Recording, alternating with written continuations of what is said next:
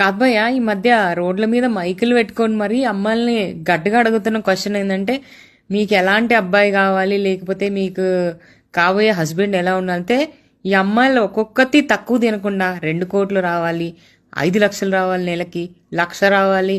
ఏమవి డబ్బులు అనుకుంటున్నావా, లేకపోతే చెట్లకు కాసే పూలు అనుకుంటున్నావా?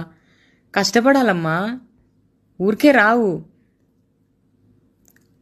ఎందుకట్లా చెప్తున్నారో నాకైతే అర్థం కావట్లేదు. కానీ రియాలిటీకి వస్తే వీళ్ళు మాత్రం మ్యాగీ చేయడం తప్పితే ఏమి రాదు. కానీ వీళ్ళకి వచ్చే మొగుళ్ళు మాత్రం నెలకు 5 లక్షలు 10 లక్షలు కావాలంట. ఎట్లా వస్తారంట? అంటే మనకు ఒక వాల్యూ వర్త్ అని ఉంటుంది కదా, మనం అంత వర్త్ అయితే ఖచ్చితంగా వస్తుంది. మనం అడుక్కోక్కర్లేదు, లేకపోతే ఎగబడి పోవాల్సిన అవసరం లేదు.